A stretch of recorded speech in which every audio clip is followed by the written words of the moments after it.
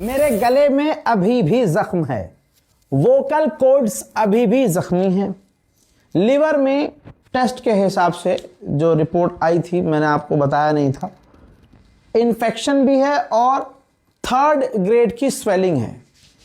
मतलब तुम्हारे भाई के 6 पैक एब्स हैं, लेकिन वो इकट्ठा होकर एक हो गए हैं, क्योंकि भाई 70 दिन एक जगह बैठे, शूट किया, बैठे, शूट किया, फिर बैठे, फिर शूट किया, फिर बैठे, खाया पिया और बाहर का खा रहे हैं। ठीक, तो पूरी बॉडी बेकार हो चुकी है, हाथ पैर में खिंचाव। और मेरे डॉक्टर ने कहा था दवाई काम तब करेगी जब आप आराम करोगे, वरना हमारी कोई दवा काम नहीं करेगी। और वो बेचारे बोले थे कि थोड़ा सीज फायर हो तो तुम भी सीज फायर कर लेना और आराम करना। अब मैंने ध्यान दिया ही नहीं कि डॉक्टर साहब मेरा खुद वीडियो देखते हैं, पसंद करते हैं भाई, प्यार करते हैं मुझसे बहुत, उनको मालूम है, उन्होंने बचपन के फैमिली डॉक्टर हैं, तो उन्होंने वीडियो कल का भी देखा, फिर डाटा फ़ोन करके, और आज तो गरिया ही देंगे लग रहा है। तो देखिए कंडीशन सही नहीं है, मुझे डॉक्टर्स ने रेस्ट के लिए बोला है। तो अभी आप कह रहे हो रसा भाई अब अपडेट पहले की तरह नहीं दे रहे, तो भाई मैंने मुंह से खून तक आया है तब भी मैंने शूट किया है, मुंह से खून आने के बाद भी आपको अपडेट दिया है। तो अभी तो फिलहाल जंग नहीं चल रही है, और लंबी लंबी रिपोर्ट्स में एक दो रिपोर्ट्स में देकर ये तमाम अपडेट आपको दे रहा हूं, तो माजरत चाहूँगा और माफ़ी चाहूँगा यानी। और अगर बीच में गैप हो जाता है तो बस ये समझ लीजिए कि मैं मजबूर हूँ कि मैं शूट नहीं कर रहा हूँ। और कई बार मैंने लोगों से कहा भी है कि भाई मैं दूसरा एंकर रख लेता हूँ, तो दूसरे एंकर के लिए मुझसे प्यार करने वाले लोग राज़ी नहीं हैं। बहरहाल उनका कहना सही है कि रज़ा भाई अगर दूसरे से ही खबर सुननी है तो भाई हज़ारों चैनल हैं, हम वहाँ देख लेंगे, उन्हें मेरा अंदाज़ पसंद है, मेरी बात पसंद है। बहरहाल देखिए, अमेरिका का सबसे ख़तरनाक फाइटर जेट, महंगा फाइटर जेट आपकी स्क्रीन पर है, जिसको कहते हैं F-35, जिसकी कीमत है $100 मिलियन। अब आप समझिए कि ये जो $100 मिलियन का फाइटर जेट है, इससे महंगा तो अमेरिका के पास उसका ड्रोन है। ये रहा, ये 200 मिलियन से ऊपर का ये ड्रोन है, MQ-4C ट्राइटॉन। ये जासूसी जहाज है। ईरान से जब जंग चल रही थी तो ये मिडिल ईस्ट के इलाके में गिर गया था, क्रैश हो गया था। तो आप सोचिए $200 मिलियन से ऊपर का जो अमेरिका के F-35 से महंगा ड्रोन है, एक वो क्रैश हो गया। बताया नहीं अमेरिका ने कि ईरान ने मारा, किसने मारा, ना बताया नहीं। फिर उसके बाद उसने हिम्मत करके एक और ट्राइटॉन, यही ड्रोन जो है $200 मिलियन का जो ड्रोन है, दोबारा भेजा। अब इसने इमरजेंसी लैंडिंग की है और वहीं मिडिल ईस्ट में, और पता चला है कि ये फिर से डैमेज हुआ है। कौन सी ताकत है ये जो अमेरिका की हवाई ताकत को फुस कर रही है?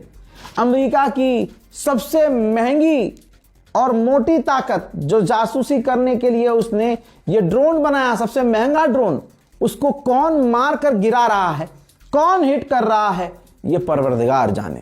मोहम्मद बाकर गलीबाफ लिखते हैं कि 3 दिन हो गए लेकिन एक भी कुआं और कुएं के अंदर कोई धमाका नहीं हुआ।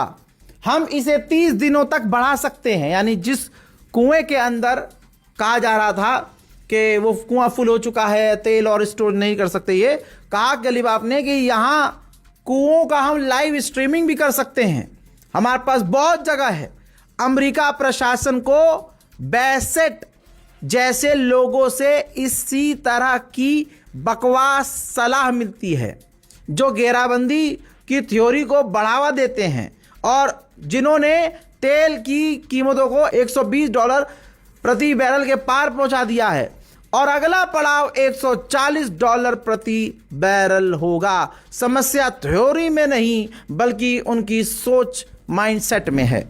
ये ट्वीट का मतलब ये था कि अमेरिका ने कल तक कहा था कि ईरान के तेल के रिंग्स, तेल के कुएं भर जाएंगे, फिर वो परेशान होगा कि इतने तेल कहाँ लेके जाऊं, धमाका होगा वहाँ, परेशान हो जाएगा। गलीबाफ ने यही कहा है कि ये सिर्फ बकलोली है। ये बोल सकते हैं, हम लाइव स्ट्रीम करके दिखा सकते हैं कि हमारे तेल के कुएं कितने हैं और सब खाली हैं, किसी में भरने की वजह से धमाका नहीं हुआ, कोई फुल नहीं हुआ है, और हम तेल स्टोरेज कर सकते हैं। जीत नहीं सकते तो ये नई नई बातें अपनी तरफ से कह रहे हैं जबकि इन बातों का कोई मतलब नहीं है। उन्होंने आगे कहा कि तुम बोलते कुछ भी रहो, तुम्हारी इन बकवासात की वजह से आज तेल के दाम $120 प्रति बैरल पहुंच चुके हैं, अगला पड़ाव $140 प्रति बैरल होगा। गनीबाब ने आगे ये क्लियर कहा है कि अमेरिका को लग रहा है कि वो ब्लॉकेज करके, रास्ता बंद करके हमें तोड़ देगा। ऐसा नहीं है, बल्कि हम सब एक हो गए हैं।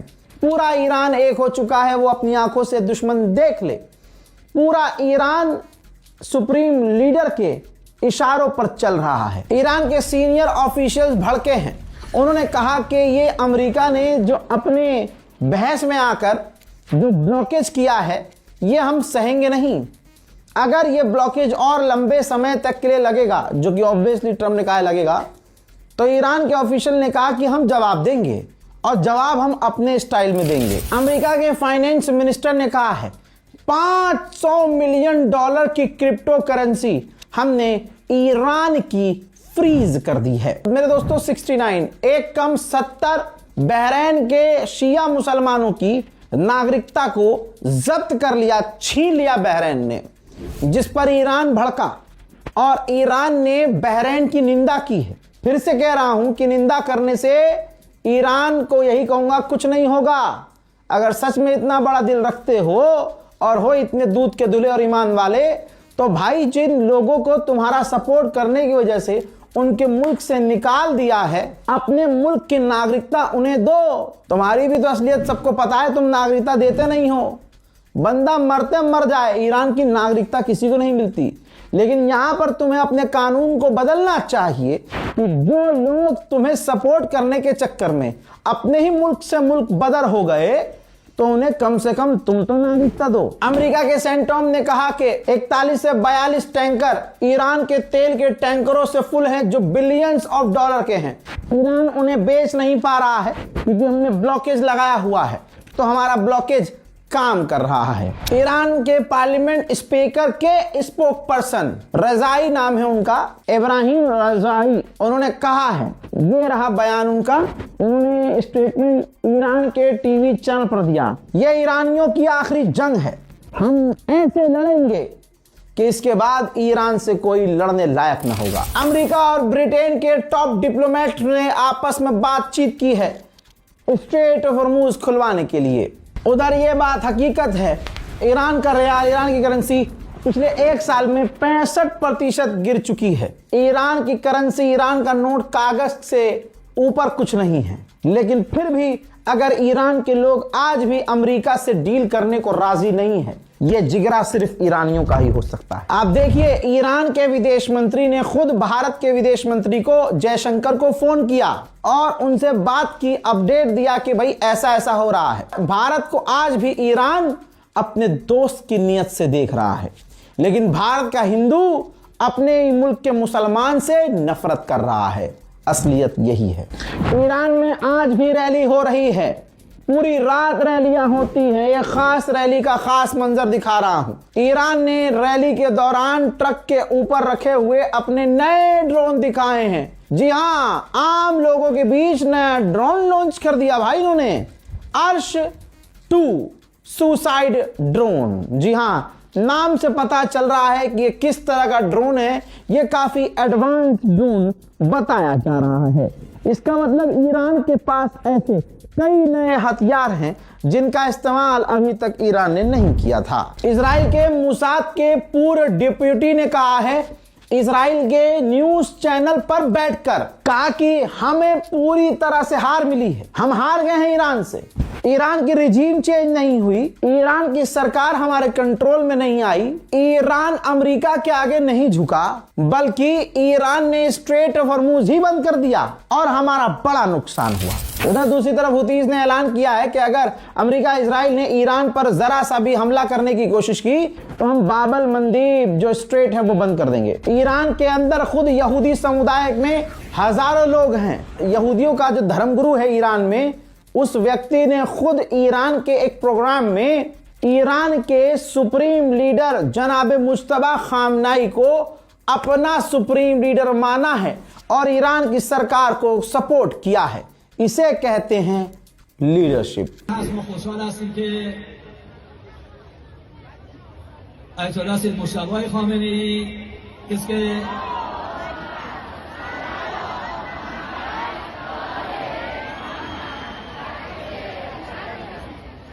دست پرورده خود امام شهید هستند به این مقام مسئولیت مهم رسیدند. ما جامعه کلمیان ایران هم در کنار سایر اقشار ملت ایران ब्रिटेन चाहे कितना भी उछल ले, अमेरिका को खुश कर ले, लेकिन घोप घोप अगले 2 हफ्ते में शुरू हो जाएगा ब्रिटेन के साथ।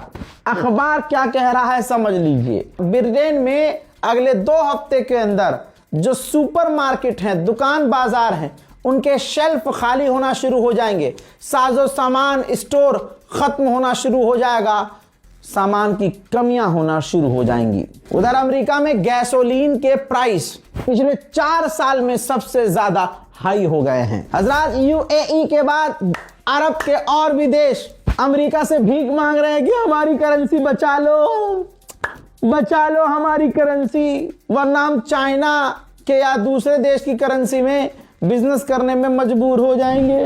देखिए, अमेरिका की मैगजीन है, आपके सामने है, लॉ एंड लिबर्टी। लिखा है कि ये जंग हुई है, ये ईरान की आजादी के लिए कभी थी ही नहीं। आजादी जैसा कोई मैटर नहीं था, बल्कि ये अमेरिका ने हमला किया था इसलिए ताकि अमेरिका की तमाम बातें, तमाम चीजें ईरान मान ले, ईरान अमेरिका के आगे नतमस्तक हो जाए।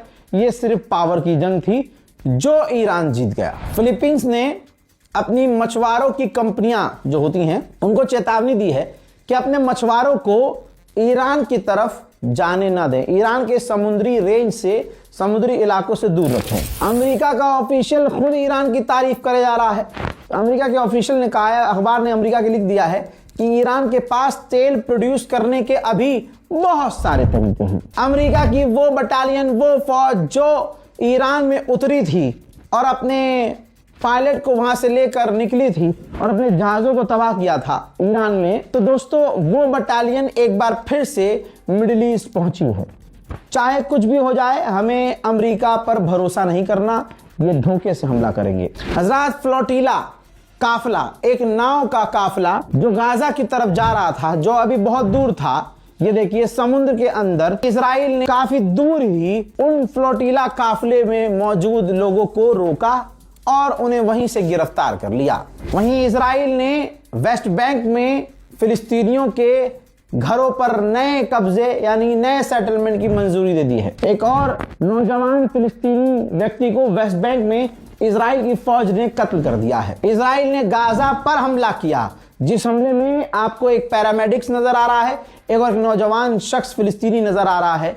ये दोनों मारे गए और कई घायल हुए। इजरायली ऑफिशियल ने कहा है कि 7 अक्टूबर सन 2023 के बाद अब तक हम इस जंग पर 137 बिलियन डॉलर से ज्यादा पैसा खर्च कर चुके हैं। आज भी हारेदी यहूदी, जो वहां के ईमानदार यहूदी हैं, इंसानियत पसंद यहूदी हैं, तस्वीर आप एक बार फिर से देखिए, वो अपनी गवर्नमेंट नेतन्याहू के खिलाफ प्रदर्शन कर रहे हैं कि हमें जंग नहीं चाहिए, हमें फौज में भर्ती नहीं होना है, हमें शांति से अपने मुल्क में रहना है। माशाल्लाह, अब और खबर सुनिए बड़ी। इसी महीने 6 इजरायली फौजियों ने जो गाजा के अंदर नरसंहार किए थे, उन 6 के 6 फौजियों ने एक एक करके अपने आप को खत्म कर दिया है। उधर इजराइल लेबनान पर लगातार आतंकी हमले कर रहा है। सीज फायर का कोई मतलब नहीं है। लेबनान पर बड़े हमलों का मंजर देखिए। السلام عليكم. هذا بالكفاح والتعاونية فوق أكلناها هلا غارة، هلا بهي اللحظة أكلناها غارة، وتصاوب حسن إصابة خفيفة، حسن ظاهر، وجهاد إصابته شوية بالغة. السلام عليكم. هذا بالكفاح والتعاونية فوق أكلناها هلا غارة، هلا بهي اللحظة أكلناها غارة، وتصاوب حسن إصابة خفيفة، حسن ظاهر، وجهاد إصابته شوية بالغة. هي إجت الهيئة أخذتهم وأني زمطت. या अल्लाह या लेबनान के ऊपर किए गए हमले में इजराइल ने एक 3 साल की बच्ची को कत्ल किया। तो इसके बाद एक परिवार है, पूरा परिवार, ये लेबनान का परिवार मारा गया। इसके अलावा लेबनान का एक फौजी भी मारा गया।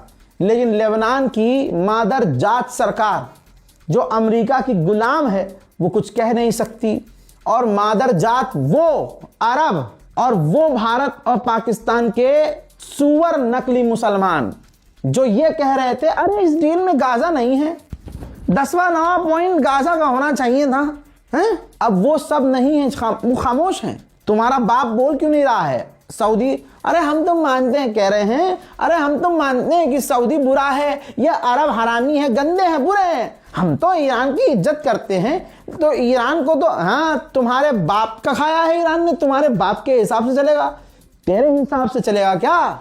हजरात, किसी का नाम अब्बास हो तो इसका मतलब ये नहीं है कि अब्बास नाम है, चश्मा लगाता है, किसी पार्टी का प्रवक्ता रहा है तो ये अच्छा ही बोलेगा। अंदर से यजीदियत जब फट के सामने आएगी ना तो उसके लिए ऐसे वक्त का इंतजार करना पड़ेगा। वो वक्त आया और हमने देखा कि एक से एक मुसलमान जिसे मुसलमान समझते थे वो यजीदियों वाली जबान बोल रहा है। अरे झंडू बाम, वो ईरान की खुद की लड़ाई है। ईरान ने कब कहा कि मैं फिलिस्तीन की लड़ाई लड़ रहा हूं? ईरान ने कहा कि हम अपनी लड़ाई में तमाम मजलूमों का नाम लेंगे। आवाज सबकी उठाई उसने। सुअर कहेंगे भाई, ईरान से चिढ़ है तो कुछ भी बोलना है ईरान के खिलाफ, औकात में रहो। अब सोचिए, लेबनान में आईडीएफ का चीफ पहुंचा, कह रहा है कि कोई सीज फायर नहीं है, हमले जारी रहेंगे। यानी अमेरिका की क्या लायबिलिटी बनती है भाई? अमेरिका की कोई जिम्मेदारी नहीं। अमेरिका के मुंह में जब चाहे इजराइल मूत देता है। इजराइल की ये हरामीपने देखिए, लेबनान के अंदर ये इजराइल ने लेबनान को गाजा बना दिया है और उम्मीद कुछ हिजड़ों के बच्चे कर रहे हैं कि ईरान ही बोले, हमारे पापा और चाचा नहीं बोलेंगे, हमारे ताऊ तो गंदे हैं? ईरान बोले। क्यों बोले? जितना बोल रहा है उसका आधा भी तुम्हारा बाप नहीं बोल रहा। सारी चीजें पूरे भारत के मुसलमानों को तुम्हारी समझ में आ रही है। देखिए, लेबनान के पूरे पूरे गांव को बम लगाकर उड़ा रहा है इजराइल। बताइए कोई और बोल रहा है? नहीं। इजराइल को डर लेबनान में सिर्फ हिजबुल्लाह का है। ये देखिए, अपनी गाड़ियों के ऊपर जाली लगा रखी है इन लोगों ने। जी हां, जाल लगा रखा है कि लेबनान के अंदर हिजबुल्लाह का अगर ड्रोन आए, इनसे टकराए तो गाड़ी से न टकराए, जाल में फंस जाए और ड्रोन से ये मारे ना जाएं। Iran special middle east report में इतना ही। इस रिपोर्ट को शेयर कीजिए, चैनल को सब्सक्राइब कीजिए, दुआओं में याद रखिए। जय हिंद।